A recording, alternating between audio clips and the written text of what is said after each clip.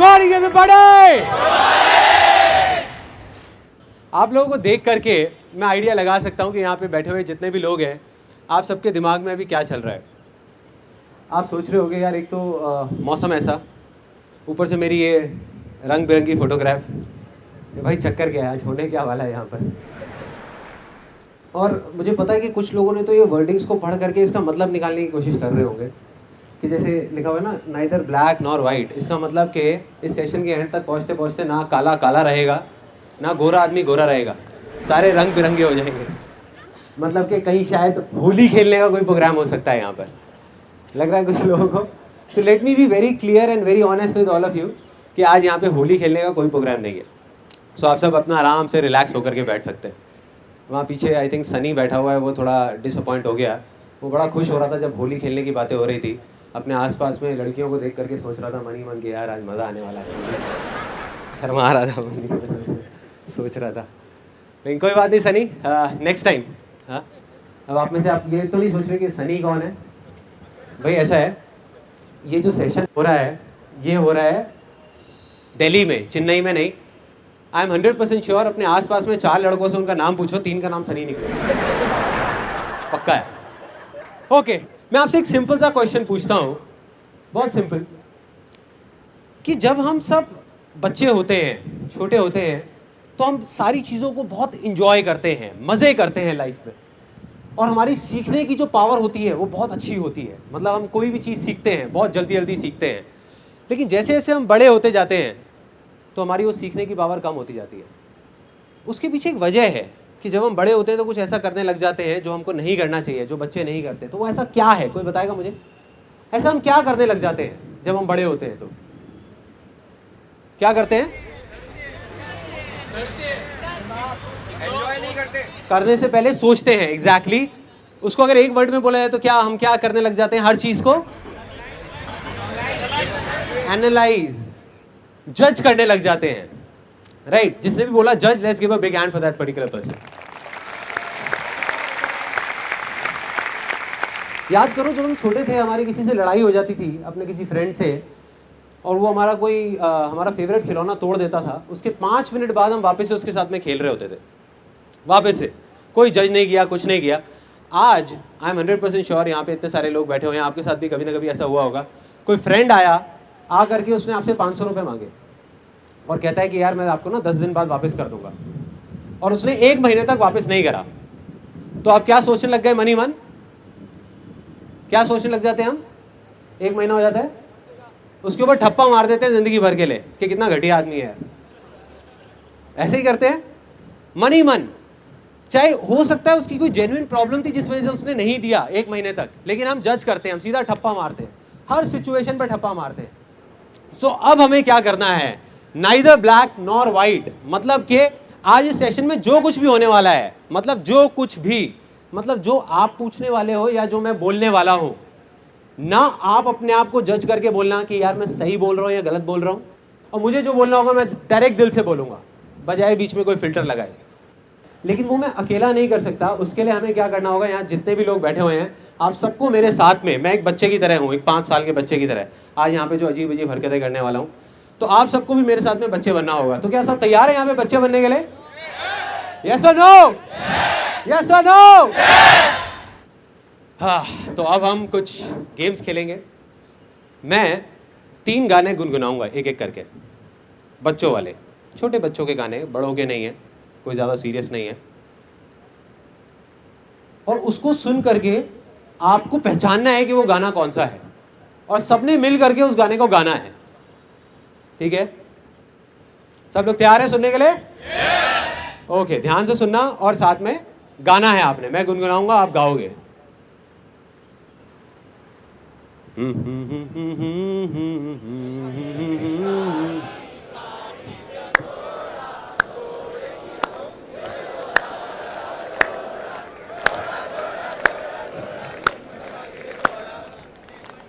Very nice. कुछ लोग और भी आगे गाना चाहते हैं, कोई बात नहीं, घर पे जाके गा लेना। दूसरा गाना, ये पहले वाले से भी थोड़ा सा कॉम्प्लिकेटेड है, देखते हैं इसको कौन आसान बना पाता है।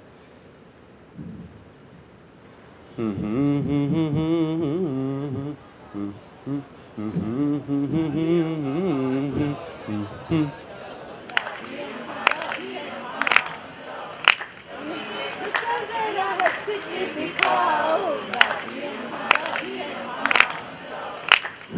फाइनली, ये इसको बड़े ध्यान से सुनना।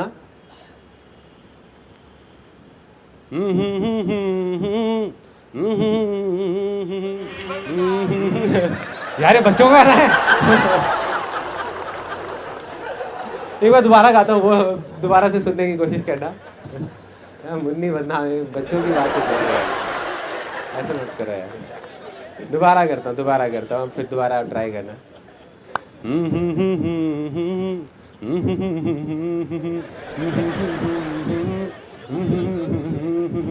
गाओ एवरीबॉडी।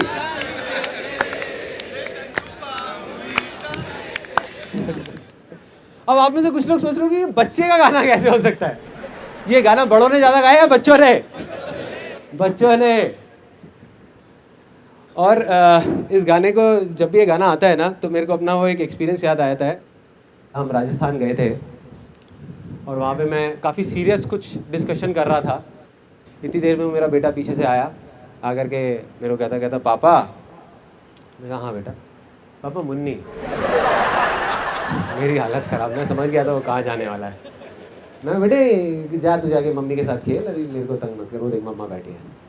तो फिर से आया, पापा मुन्नी। मैं कहा यार क्या कर रहा है, यहाँ नहीं, घर जाके अपना आराम से, ये सही जगह नहीं है ऐसे सब कामों के लिए। कहता नहीं पापा मुन्नी। रोने लग गया, चीखने चिल्लाने लग गया। मेरी हालत ख़राब। मैं समझ गया कि यार अब मेरी ज़िंदगी का सबसे भयानक सपना सच होने वाला है, और हो गया। उसके करीबन 4-5 मिनट तक सबने घेर लिया और सब लोग तालियां बजा रहे थे। मेरा बेटा गाना गा रहा था और मैं मुन्नी बना हुआ था वहाँ पे।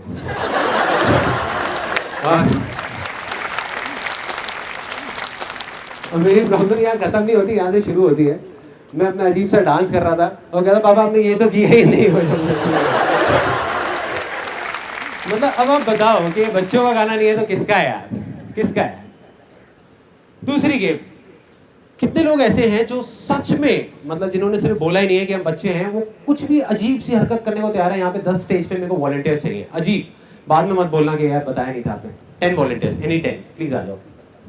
10 वॉलंटियर्स। ओ तेरे आ गए आ जाओ। बस 10 ही चाहिए, 10 ही चाहिए यार। हो गया। आ जाओ। हाँ चलो, तो आप यहाँ पे खड़े हो जाओ, ठीक है। अब एक पर्सन मुझे ऐसा चाहिए जिसका आज बर्थडे हो। एनीबडी जिसका बर्थडे है, आ जाओ।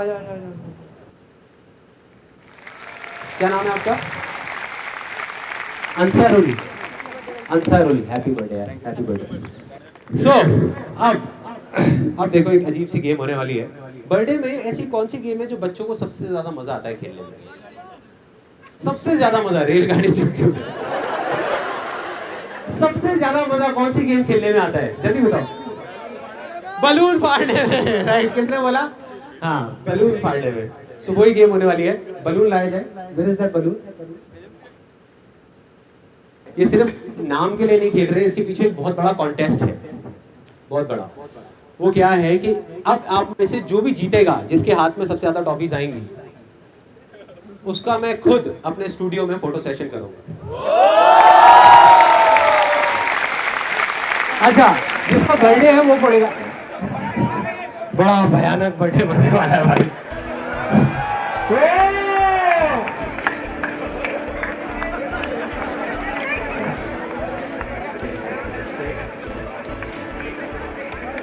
Let's give a big hand for them यार।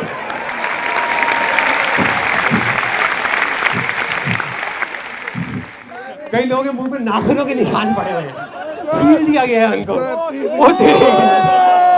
ये क्या है? कोई घर से तो नहीं लेके आया ना? And the winner is Sunil Sethi from Sirsa Haryana. Okay, बैठिए, ठीक है। बाकी लोग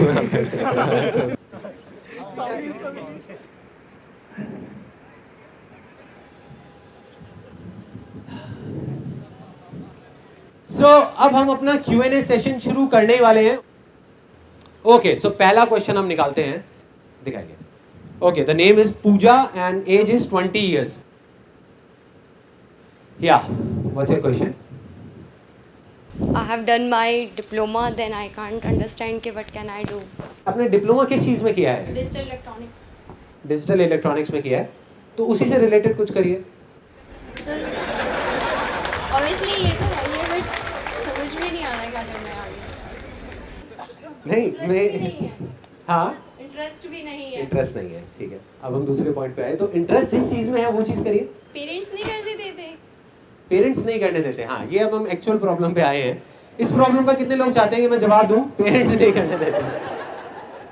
या आई एम श्योर जितने पेरेंट्स बैठे उनका हाथ नीचे है। यार हम तो करने देते हैं, क्या बोल रहे हैं। देखो बहुत सिंपल है, बहुत simple. If you don't mind it, मैं यहाँ पे क्वेश्चन पूछ सकता हूँ, जितने भी लड़के बैठे हैं स्पेशली यहाँ पे, इनफैक्ट फीमेल्स भी, लाइफ में आपने ऐसी कोई चीज करी है जो आपके पेरेंट्स ने मना करी थी और फिर भी आपने करी है? सबने करी है। और कुछ चीजें ऐसी भी करी होंगी जो अपने पेरेंट्स की आंख में आंख डाल करके आप बोल नहीं सकते कि ये चीज मैंने करी है। करी है, बहुत करी है, बहुत करी है और बहुत बार करी है, पता नहीं क्या क्या करी है। तब पेरेंट्स का सपोर्ट था? नहीं था ना, तब भी करी। तो जब गलत चीज करने के लिए पेरेंट्स का सपोर्ट नहीं है फिर भी हम करते हैं, तो सही चीज करने से पेरेंट्स कैसे रोक सकते हैं? प्रॉब्लम पेरेंट्स की नहीं है, ना कभी थी ना कभी होगी, प्रॉब्लम हमारी है। हमें अपने ऊपर भरोसा नहीं है कि हम वो करना भी चाहते हैं नहीं।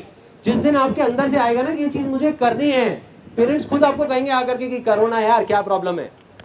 I give you an example of my life कि मैंने एक बार इस तरीके से कैसे इस सिचुएशन को डील किया था। जब मैंने नया नया अपना फोटोग्राफी का काम शुरू किया, तो उस काम को बढ़ाने के लिए एक सिचुएशन ऐसी आई जब क्या प्लान बनाया कि नीचे जो हमारा घर था ना, उसको पूरे को मैं तोड़ के स्टूडियो बना दूंगा और ऊपर 2 कमरों के अंदर अंदर बाकी पूरी फैमिली एडजस्ट हो जाएगी, सब कुछ। तो आप इमेजिन कर सकते हो उस टाइम पे मेरे फादर ने कैसे रिएक्ट किया होगा जब जा करके मैंने उनको बोला कि ऐसा कुछ मैं प्लान कर रहा हूँ। तो उन्होंने बिल्कुल स्ट्रिक्टली मेरे को मना कर दिया, कहते संदीप तेरी हमने बहुत सारी बेवकूफ़ियाँ सह ली है, लेकिन ये हम नहीं बर्दाश्त करने वाले। कहते तू ये फोटोग्राफी करता है ब्लॉक में, तुझे पता नहीं है लोग कैसी कैसी बातें करते हैं, क्योंकि काम है करने वाला, कोई ढंग का बिजनेस कर, ये कर वो कर। कहते ये तोड़ने नहीं दूंगा मैं तेरे को घर, अपना घर ये मैंने बड़े प्यार से बनाया, ये नहीं तोड़ने दूंगा तेरे को। मैं पापा कोई बात नहीं, मैं आपको कुछ कह ही नहीं रहा, मत तोड़ने दो, कोई दिक्कत नहीं है। रात के करीबन 11:15 बजे हुए थे, मुझे अभी भी याद है वो मोमेंट। मैं गया, जा करके उनके बेड के पास में बैठ गया। पापा कहते हैं तेरे को मना किया ना मैंने कि नहीं तोड़ने दूंगा मैं घर। मैं कहा मैं उस बारे में बात ही नहीं कर रहा यार, एक बेटा के अपने बाप के पास में बैठ नहीं सकता, मैं पापा के पास बैठ नहीं सकता। मेरा प्रॉब्लम क्या है यार, मेरे को याद आ रही थी आपकी, क्या पैर दबाऊंगा, क्या क्या क्या, हाँ सेवा नहीं कर सकता एक बेटा अपने पापा की। अच्छा कोई नहीं, बैठ जा।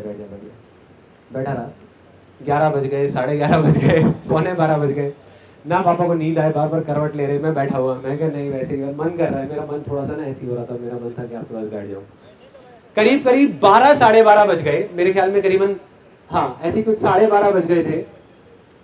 और मेरे पापा ने मुझे देखा, वो एक लुक दी, उनके फेस के ऊपर एक लुक थी, मेरे को अभी भी याद है। और देख करके उन्होंने मुझे बोला, कहते संदीप तू नहीं मानने वाला ना।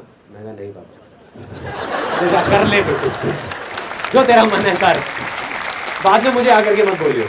और आज जो मेरे फादर हैं वो ही सबसे ज्यादा खुश है, ठोक बजा के बोलते हैं पूरी दुनिया के सामने कि संदीप मेरा बेटा है। तो प्रॉब्लम ये नहीं है कि पेरेंट्स का सपोर्ट नहीं है, प्रॉब्लम ये है कि हमें अपने आप पे कॉन्फिडेंस नहीं है। जिस टाइम आपके अंदर पूरा भरोसा आ जाएगा कि मुझे ये चीज करनी ही करनी है और ये चीज मेरे लिए भी सही है, मेरी फैमिली के लिए भी सही है, तो आई एम 100% श्योर कोई पेरेंट्स आपको मना नहीं कर सकते, कोई भी। अगर आपके अंदर डाउट होगा तो वो मना करेंगे।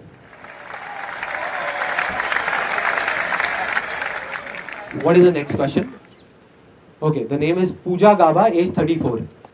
Sandeep, could you repeat for me for these question? अच्छा, आपका जो क्वेश्चन है, Yeah. How would we stay positive all the time?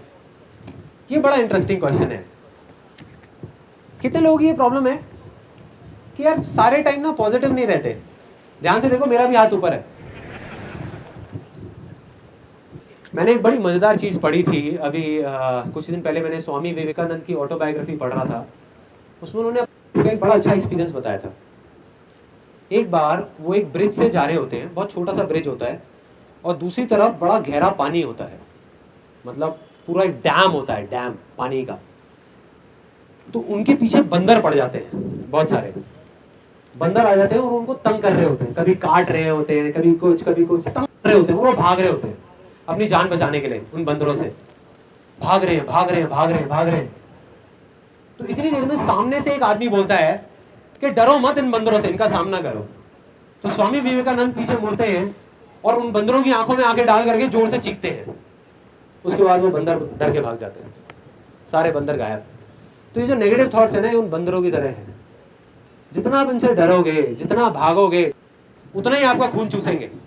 और जितना आप इनका सामना करोगे, इनको कहोगे आने दो यार नेगेटिव थॉट्स, मैं नहीं डरता किसी नेगेटिव थॉट से, आने दो, 100 नेगेटिव थॉट्स आएंगे ना दिन में, आने दो, लेकिन मैंने पकड़ा हुआ है उस एक पॉजिटिव थॉट को, जिस वजह से मैं ये कर रहा हूँ, जिस वजह से मैं जिंदा हूँ, जिस वजह से मैं ये चीज कर रहा हूँ, बस उसको पकड़ करके रख, छोड़ दो नेगेटिव थॉट्स को, उसकी टेंशन छोड़ दो। Next question. अब देखो आज एक और कितनी बड़ी प्रॉब्लम हो गई, मैं बेल्ट पहन के नहीं आया यार। यहाँ मैं सोच रहा हूँ किसी को खड़ा कर दूं, ऐसे पकड़ा करेंगे। अंकुर आलूवालिया 22 years old, अंकुर आलूवालिया, या okay you are the one. मुझे ज़्यादा कंसल्ट करना पड़ता है लोगों को हर चीज़, हर डिसीजन लेने से पहले, तो हाँ। मैं वो नहीं करना चाहता, मैं सिर्फ अपनी सुनना चाहता हूँ। अपने इंडिया में एक कहावत है कि सुनो सबकी करो अपने मन की। तो राय लेने में कोई बुराई नहीं है, अनलेस एंड अनटिल कि आप एक सही बंदे से राय ले रहे हो। मैं जरूर राय लेता हूँ लाइफ में, मुझे कुछ भी करना होता है मैं राय जरूर लेता हूँ, लेकिन सही लोगों से लेता हूँ। इंडिया के बारे में एक बात कही जाती है, every person is a doctor, every person is a consultant and every place is a toilet. सच है झूठ है? सच है। आप किसी के पास भी चले जाओ राय लेने के लिए, उसके पास जवाब होगा या नहीं होगा, वो आपको राय जरूर देगा, राय जरूर देगा। आपकी तबीयत थोड़ी सी खराब हो जाए, लेकिन सही राय कौन दे सकता है? एक डॉक्टर ही दे सकता है। अगर आपकी तबीयत खराब है तो सही राय एक डॉक्टर दे सकता है। तो डॉक्टर से राय लेने में कोई बुराई नहीं है। नहीं लोगे तो हो सकता है अपनी बीमारी बढ़ा दो या डायग्नोज ही ना कर पाओ अपनी प्रॉब्लम को, बट राय सही लोगों से लो। और राय लेने के बाद में आंख बंद करके करने की भी जरूरत नहीं है, जो मन कर रहा है वो करो। व्हाट आई डू इज, मैं राय सबकी लेता हूँ और जा करके करना वही होता है जो मेरे को करना है। बट राय लेने में कई बार कोई ऐसी चीज समझ आ जाती है विच इज सो गुड कि जिसका कुछ बेनिफिट होता है, लेकिन एंड में मैं बार बार घूम फिर के वहीं पे आ जाता हूँ उसी पॉइंट पे कि अगर किसी भी चीज को करना है तो छोटे से छोटे स्टेप से करना है, छोटे से छोटे लेवल से करना है। हम गलती क्या करने लग जाते हैं, हम बड़े लेवल पे करने की कोशिश करते हैं। बस उस चीज को याद रखो, छोटे लेवल पे करोगे तो कोई प्रॉब्लम ही नहीं है। राय नहीं भी होगी तब भी प्रॉब्लम नहीं है, राय है तब भी प्रॉब्लम नहीं है। You will keep on doing it, keep on doing it. Okay next question. Okay Kamal 22 years old। Sir actually मैं इंजीनियरिंग कर रहा हूँ, this time I am in 4th year.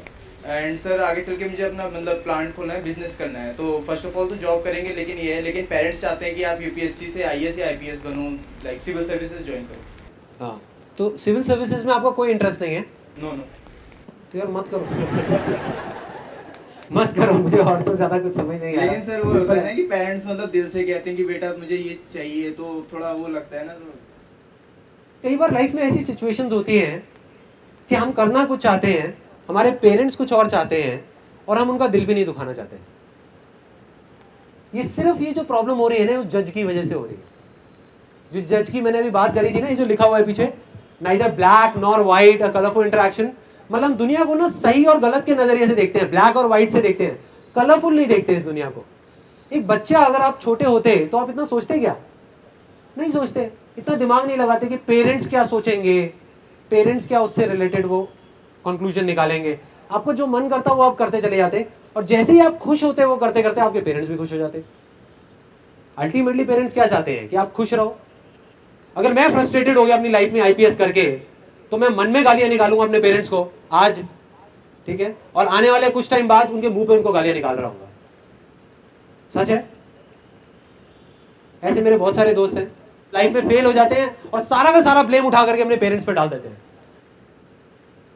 So basically what I do is in my life, मुझे जो करना होता है मैं जा करके, मैं ऐसा भी नहीं कि लड़ाई झगड़ा करता हूं किसी से या जा करके अगेंस्ट चला जाता हूं, बड़े प्यार से बैठ करके मैं बोलता हूँ कि अल्टीमेटली जो भी मुझे करना है वो तो मैं करूँगा ही, मतलब ऐसा नहीं है कि मैं नहीं करूँगा, लेकिन आप बस इस चीज़ को समझने की कोशिश करो। अगर लाइफ में पीछे कभी भी उठा करके देखो कि जो भी मैंने किया है अपनी मर्जी से या अपने मन के लिए, उसमें एंड में जा करके वो चीज़ मेरे लिए तो अच्छी हुई है, लेकिन आपके लिए भी अच्छी हुई है ना। और जैसे ही उनको ये चीज़ समझ आती है तो दे लेट इट गो, वो छोड़ देते हैं उस चीज़ को। और कभी कभी वो नहीं भी छोड़ते, वो सपोज बोल करके रखते हैं कि नहीं करो करो करो करो करो। और जब मैं उस कंफ्यूजन में होता हूँ कि मैं एक अच्छा बेटा बनूं या एक खुश इंसान बनूं, तो मैं चूज करता हूँ एक खुश इंसान को, क्योंकि अगर मैं एक खुश इंसान बन गया तो एक अच्छा बेटा अपने आप बन जाऊंगा।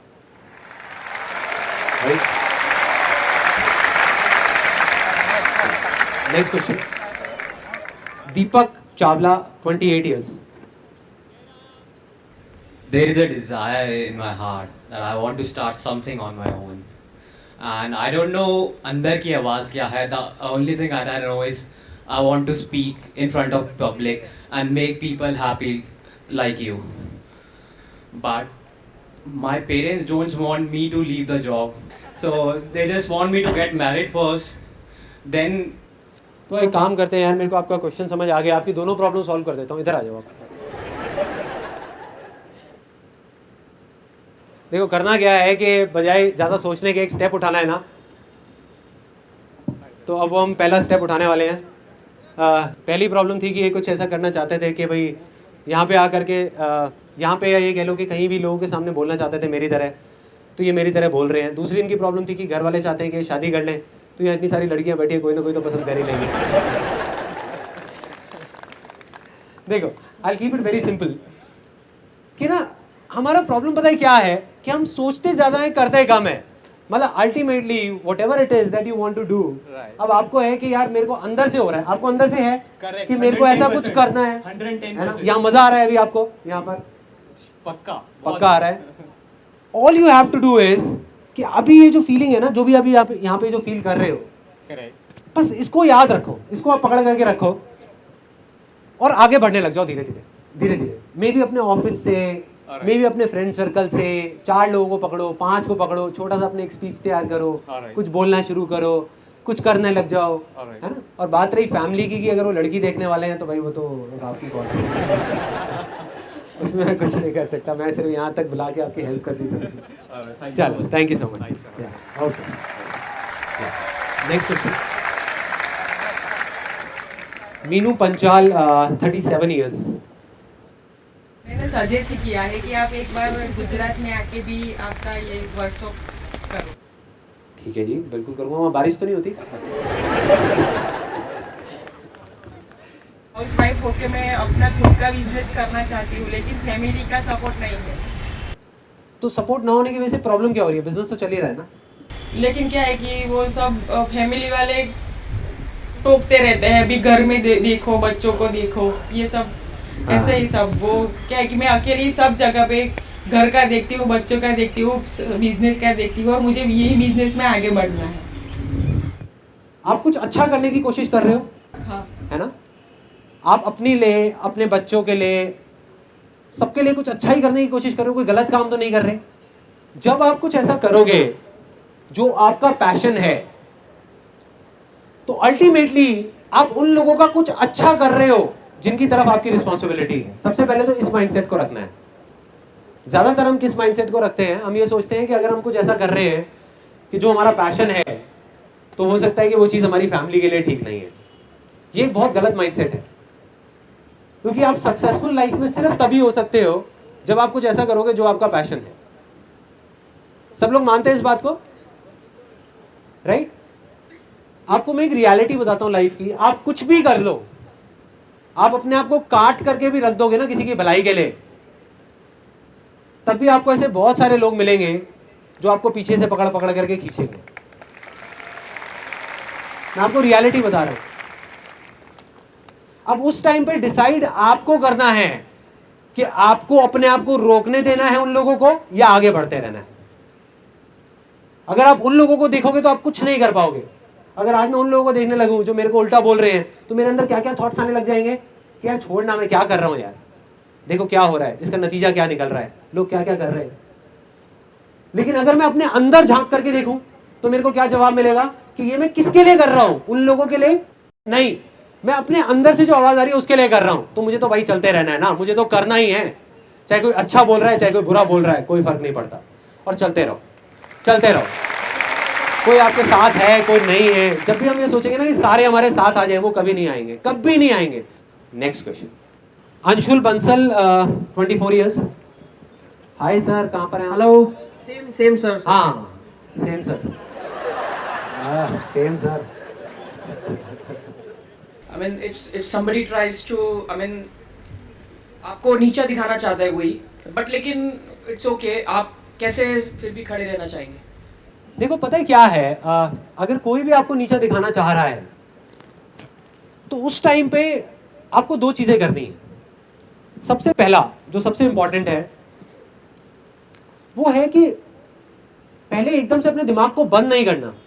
मतलब कि ये जो हम देखते हैं ना ब्लैक और व्हाइट, कि अगर वो बंदा मेरे को नीचा दिखाने की कोशिश कर रहा है तो वो इसका मतलब बेकार आदमी ही है या वो गलत ही कर रहा है। तो सही गलत में नहीं जाना अपने को। सबसे पहले तो ये देखना है कि अगर वो चीज वो कह रहा है तो हो सकता है उसमें कोई चीज सच भी हो, है ना, और कोई चीज सही भी हो, जिससे हो सकता है हमारा ही कुछ फायदा हो। क्योंकि आपको ऑनेस्टली बता रहा हूं, कुछ दो तरह के लोग हैं इस दुनिया में जो आपको मिलेंगे। एक वो जो आपके मुंह पे आपसे बहुत मीठी मीठी बातें करेंगे, पीछे से आपके बारे में उल्टा बोलेंगे। देन टू, जो आपके मुंह पे आकर के आपको उल्टा बोल देंगे कुछ भी, मतलब जिसको हम बोलते हैं नीचा दिखाना, या आकर के पब्लिक में सबके सामने आपको बोल देंगे यार क्या बेवकूफ आदमी है, या ये है वो है, व्हाटएवर इट इज। तो अगर वो आपको बोल रहे हैं तो अल्टीमेटली आप अपने अंदर जा करके देखो, वो आपकी अपनी अंदर की एक कमी है जिसको बार बार ना पिन चुभो रहे हैं। You getting my point? देखो मैं बताता हूँ, मैंने अपनी लाइफ में प्रैक्टिकली इसको कब फेस किया। जब मैं स्कूल में था तो मेरा जो फ्रेंड सर्कल था ना, उसमें क्या होता था, और मेरे ख्याल सभी के स्कूल में यही होता है कि आपस में एक दूसरे का मजाक बहुत उड़ाते हैं। होता है ऐसा ऑफिसेज में और स्कूल में कि एक मुर्गा मिल जाता है, उसको पकड़ करके सारे बस उसकी हालत ख़राब कर देते थे। तो वो मुर्गा मैं बनता था हमारे स्कूल में, क्योंकि मैं इतना ज़्यादा बोलता नहीं था, मैं थोड़ा चुप चुप रहता था और ज़्यादा ना किसी से बात करता था। तो मेरा एक प्रॉब्लम था कि मेरी जो उंगली है ना ये मुड़ती नहीं है। मेरे को बचपन में एक चोट लगी थी, यहाँ पे एक नस कट गई थी हाथ की, जिस वजह से उंगली मुड़ती नहीं है। तो मेरे को स्कूल में ना सब लोग जितने भी बच्चे थे और जो मेरे दोस्त थे वो चिढ़ाते रहते थे उंगली उंगली कह करके, ओ उंगली आ गया उंगली आ गया उंगली आ गया। वो कहते थे ये ले घी निकालियो जरा। Literally you can't even imagine. एक दिन एक बंदा घी खरीद के लाया था, एक लीटर का एक कैन खरीद के लाया, काट करके कहता निकालियो जरा घी। कहता नहीं इस उंगली से नहीं, अपनी इसी उंगली से निकाल। तो आप सोच के देखो मेरी क्या हालत होती होगी। मैं ना लड़ता था लोगों से, मैं इरिटेट हो जाता था ऐसे लोगों से। मैं लड़ता था, लड़ता इन द सेंस कई बार तो बातों से लड़ता था, कई बार हाथों से भी लड़ाई हो जाती थी। मतलब इरिटेट हो जाता था, और जितना मैं इरिटेट होता था उतना ही मेरी प्रॉब्लम्स और बढ़ती थी, उतना ही वो लोग और मेरे पे हावी होते जाते थे। मतलब मेरे पीछे से तो मजाक उड़ाते थे, जैसे ही मैं सामने आता था तो आकर के मन ही मन हंसते रहते थे और बोलते रहते थे। पहले एक चीज़ थी, अब उनके पास में 10 चीज़ें थी, 10 टॉपिक्स थे, किसी भी चीज़ को लेकर के बस मजाक उड़ाना, जिसको बोलते हैं मेरे को नीचा दिखाना, मेरे बारे में उल्टा बोलना। तो वो चीज़ें बढ़ती जा रही थी। फिर धीरे धीरे मेरे को चीज़ें समझ आने लगी, और मुझे ये समझ आया, मैंने कहीं पे पढ़ा एक बुक में। स्कूल टाइम तक तो मेरा ये प्रॉब्लम चलता रहा। स्कूल टाइमिंग के बाद में जब मैं कॉलेज में आया तो मैंने एक जगह पे पढ़ा कि अगर आपको अपने आप पे हंसने में मुश्किल होती है तो सामने वाले आप पे आसानी से हंस सकते हैं।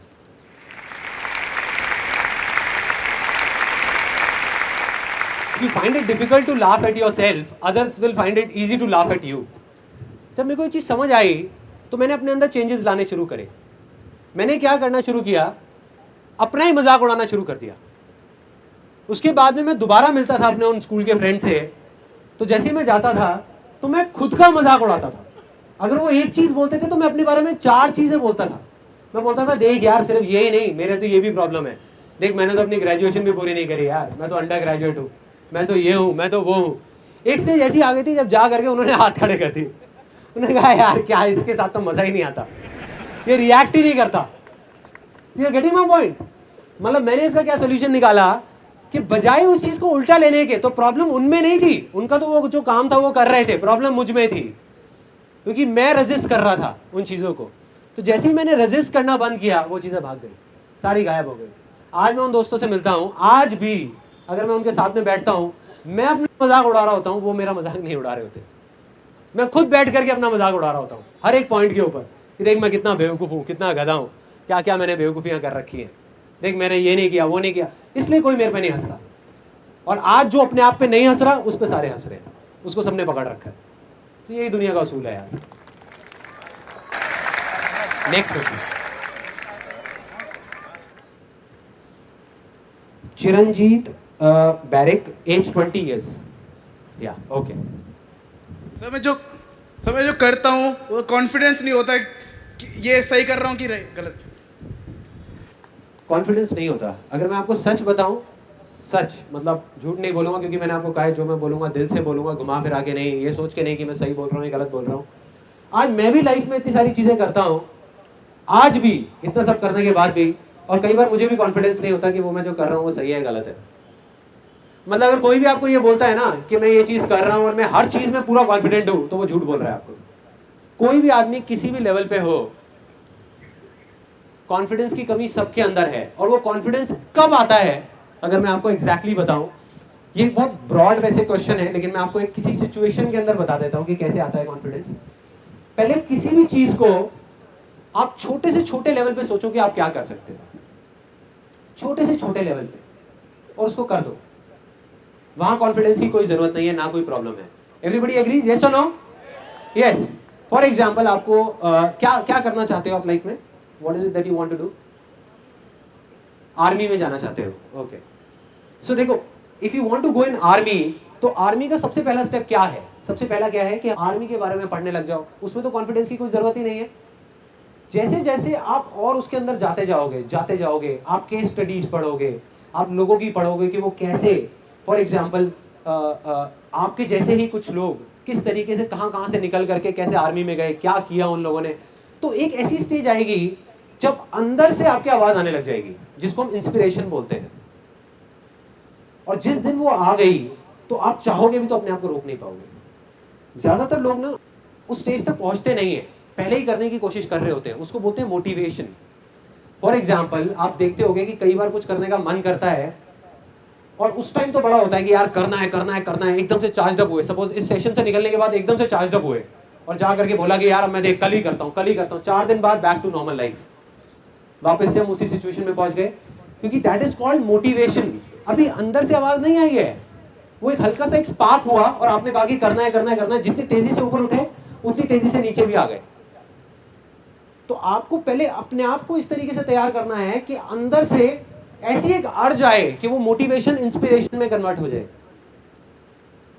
देखो, मोटिवेशन में और इंस्पिरेशन में क्या फर्क है? मोटिवेशन में है कि आप करना चाहते हो लेकिन कोई है जो आपको रोक रहा है और आप आगे नहीं बढ़ पा रहे। इंस्पिरेशन में क्या होता है कि आप अपने आप को रोकना चाह रहे हो कि यार मैं किसी तरीके से रुक जाऊं, मैं नहीं करूंगा, मैं आर्मी में नहीं जाना चाहता, लेकिन फिर भी आप नहीं रोक पाओ अपने आप को। That is called inspiration. और जिस दिन वो स्टेज आ गई ना, तो उस दिन बाकी सब चीजें अपने आप आ जाएंगी। कॉन्फिडेंस अपने आप आ जाएगा, सब कुछ अपने आप आ जाएगा। That is the answer to that particular question. Next one, okay, Mahendra Kumar 23। मेरा कोई डाउट नहीं है, मैं अपनी लाइफ से बहुत खुश हूँ। चलो, let's give a big hand for this guy. Colourful interaction, right? Neither black nor white. अभी शादी नहीं हुई ना? नहीं हुई तभी okay, next question. Saurabh Srivastava, 17 years। Sir मेरे पास भी कोई डाउट नहीं है, मैं भी हैप्पी हूँ, पर मैं ये सोचता हूँ कि आज जो इंडिया के पास पावर है वो यूथ पावर है, जैसा कि नरेंद्र मोदी ने भी कहा। तो मैं आपसे ये रिक्वेस्ट करता हूँ कि आज आप इस यूथ को ऐसे सजेशन दें कि ये इंडिया को ग्रोथ करने में हेल्प करें, ताकि उनका ग्रोथ हो। प्रॉब्लम क्या है, हम ना इंडिया की ग्रोथ के बारे में सोचते रहते हैं। मतलब वी थिंक कि इंडिया ग्रो हो जाए। मैं ये कहता हूं कि सिर्फ अपने आप की ग्रोथ के बारे में सोचो। अगर आप फाइनेंशियली एंड इंटेलेक्चुअली, मतलब कि अपने माइंड से भी और फाइनेंशियली भी अगर आप ग्रो हो गए, तो इंडिया अपने आप ग्रो हो जाएगा यार। अगर आप फाइनेंशियली हो गए लेकिन अपनी सोच में नहीं हुए, तो इंडिया कभी ग्रो नहीं हो सकता। दोनों तरीके से हमको ग्रो होना है, दोनों तरीके से, मतलब दिल भी बड़ा करना है। अब पता है क्या है, एक और बहुत बड़ी प्रॉब्लम, बहुत सारे लोग ये सोचते हैं कि अगर दुनिया अच्छी होगी तो उन लोगों की वजह से जिनके पास में पैसा ज़्यादा है, या खराब होगी तो उन लोगों की वजह से, जबकि ये सच नहीं है। हम ये सोचते हैं कि यार ठीक है, उसके पास में तो पैसा है ना, वो दे सकता है, वो डोनेशन कर सकता है।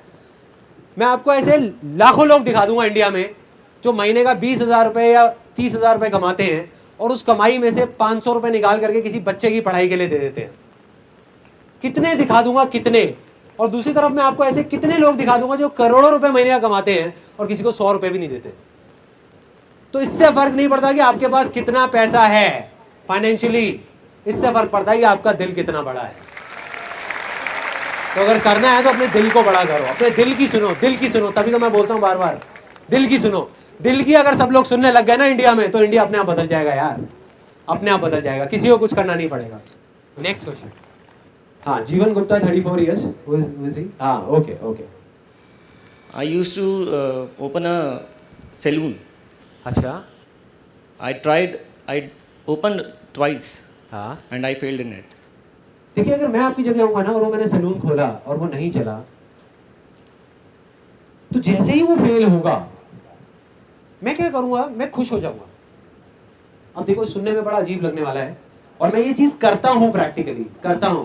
जब भी मैं कोई ऐसी चीज करता हूं जहां मैं बुरे तरीके से फेल होता हूं, बुरे तरीके से, जब लगता है कि यार ये तो सक्सेसफुल होना ही था, जब आपने सैलून खोला होगा आपने सोचा होगा कि ये तो कामयाब होगा ही होगा और फेल हो गया, तो आदमी टूट जाता है अंदर से।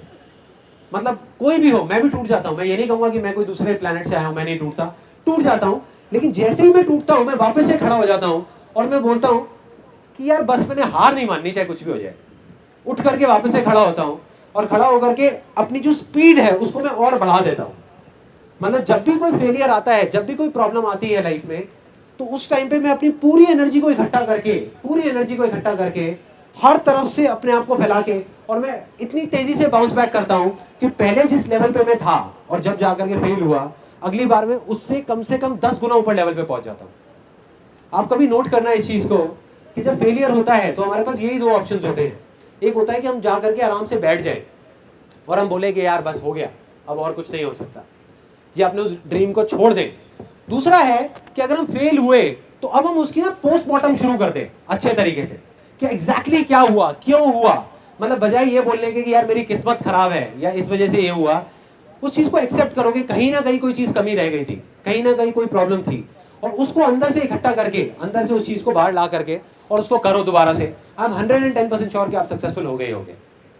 जब भी कोई बड़ा फेलियर आता है तो कोई बड़ी सक्सेस जरूर आती है।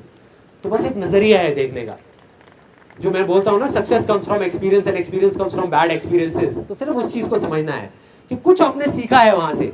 मतलब आप उन लोगों से तो बहुत आगे निकल चुके हैं जो आज सैलून खोलने वाले हैं, क्योंकि वो 2 बार फेल नहीं हुए। तो आपको पता है कि किस वजह से फेल होते हैं। उनको तो बेचारों को पता ही नहीं है जो खोलने वाले हैं, राइट? तो आप उनसे तो बहुत आगे हैं। चलो, let's give a big hand for this गाय।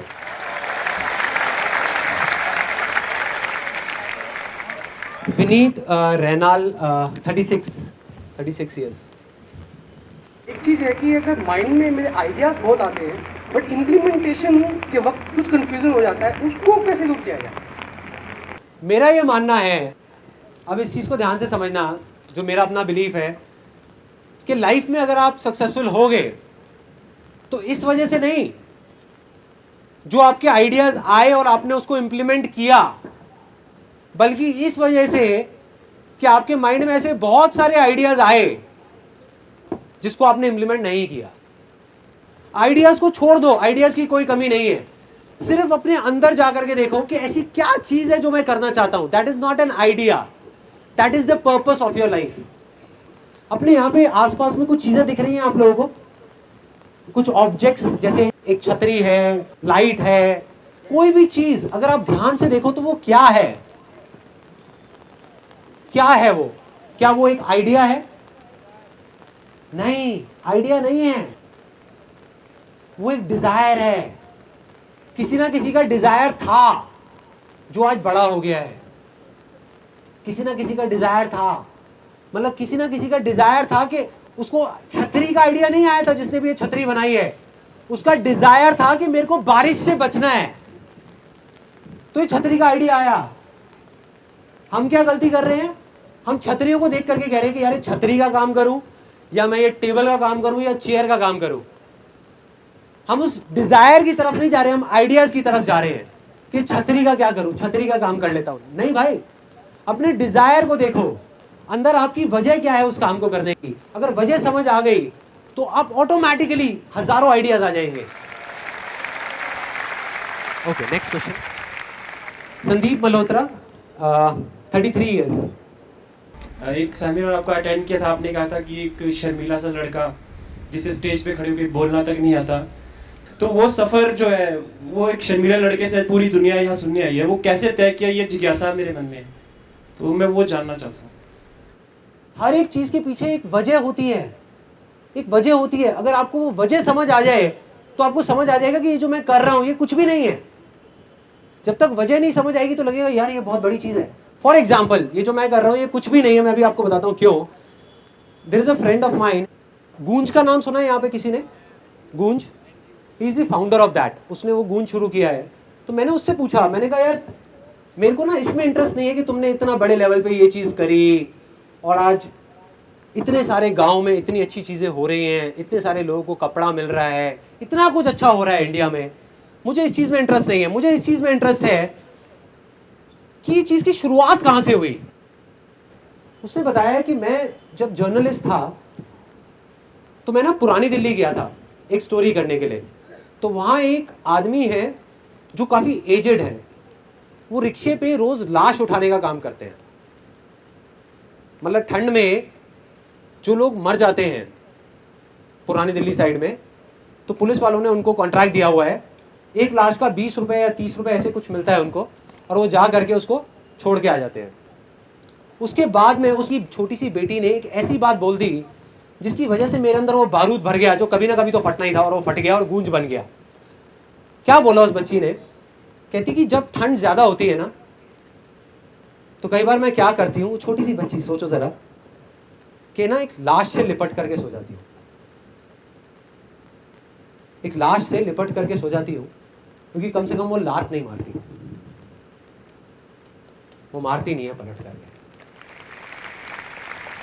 और ये सच्ची कहानी है। मतलब हम यहाँ पर, हमें नहीं पता कि कैसे कैसे लोग क्या क्या टाइम देख रहे हैं, क्या क्या कर रहे हैं।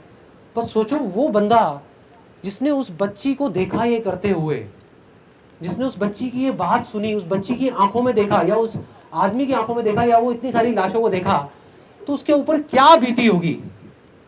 और फिर उसने जो किया, क्या वो आपको बड़ी चीज लगती है ये देखने के बाद में? अब बात आती है कि मेरे अंदर ये क्या हुआ, ये कैसे फटा, ये जो बारूद फटा, या ये जो मैं चीख रहा हूँ, चिल्ला रहा हूँ, ये पागल हुआ पड़ा हूँ, स्टेज पे रो रहा हूँ, ये फ्री के सेमिनार्स कर रहा हूँ, अपना सब कुछ लगाया हुआ है इसके अंदर। क्यों ऐसा क्या हुआ? कुछ ना कुछ तो हुआ होगा ना। मैं अपने दोस्तों के साथ में था 21-22 साल की एज में, और वो ना उल्टी सीधी बातें कर रहे थे इंडिया के बारे में। सब 4-5 दोस्त थे, हम खड़े हुए थे, और एक आकर के बोला, कहता यार ये इंडिया का ना कुछ नहीं हो सकता, बुरी हालत है, बेकार कंट्री है। कहता भाई मेरे को तो अगर मौका मिला ना मैं फॉरेन निकल जाऊंगा। मैं कहा बढ़िया है, निकल जा, फिर सोच क्या रहा है तू? कहता मौका ही तो नहीं मिल रहा। मैं कहा मतलब रहना भी है यहाँ पे, और यहाँ की उल्टी सीधी बातें भी करनी है, गालियाँ भी निकालनी है। तो दूसरा बंदा भी आ गया, वो उसके साथ में मिल गया। मतलब वो चारों दोस्त एक तरफ, मैं अकेला एक तरफ।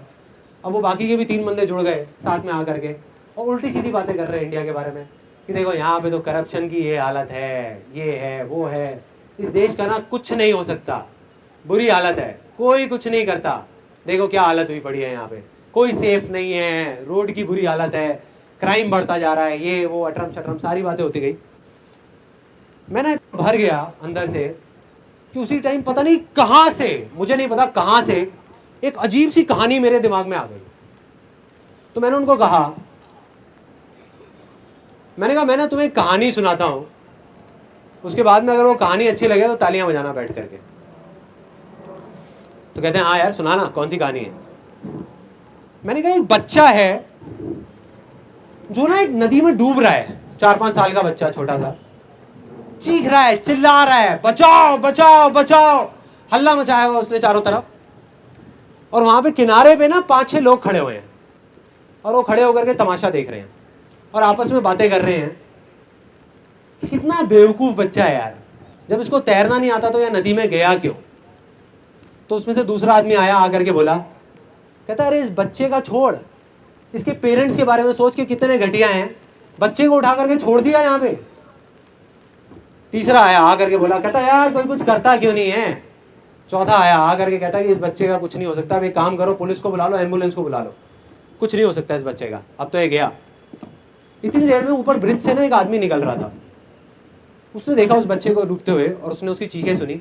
उसने सोचा नहीं, दिमाग नहीं लगाया, कुछ किसी से नहीं बोला, ब्रिज से ही ऊपर से छलांग लगा दी। उसको पता था टाइम नहीं है, वो कूदा, जा करके तैरते हुए उस बच्चे को बचा करके ले आया, साइड में ले करके आया। उसने देखा कि वो बच्चा ठीक ठाक है, वहाँ से उस बच्चे को हैंड ओवर किया बाकी सब लोगों को और वहाँ से निकल गया। तो जो 5 लोग वहाँ पे खड़े थे, उन्होंने क्या किया, वहाँ पे खड़े होकर के ताली बजाई। ताली बजाई तो मैंने कहा ताली बजाओ ना। अपने उन दोस्तों को मैंने बोला तुम ताली बजाने के लिए तैयार हो जाओ, क्योंकि मैं खड़े होकर नहीं देखने वाला। अगर इंडिया डूब रहा है ना तो मैं बचाऊंगा इंडिया को, मैं आऊंगा सामने, कोई आए ना आए।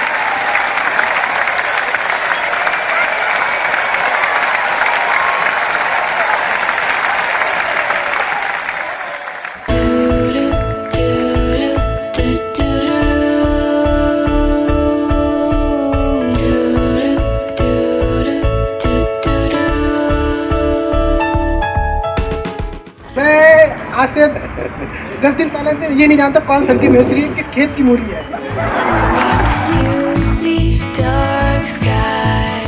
सब आसान है, आप कर सकते हो। देखो मैंने कर दिया, you can do it too.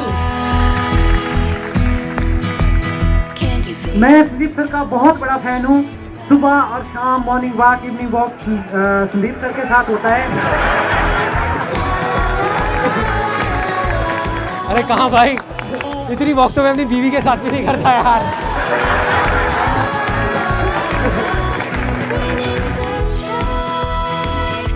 मैं आपका जो वो वर्ल्ड रिकॉर्ड है वो तोड़ना चाहता हूँ।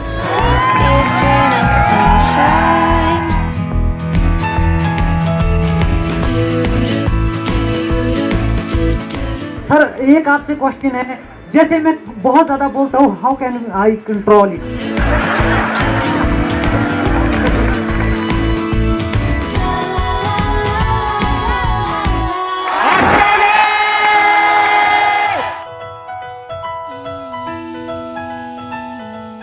Raining sunshine, raining sunshine.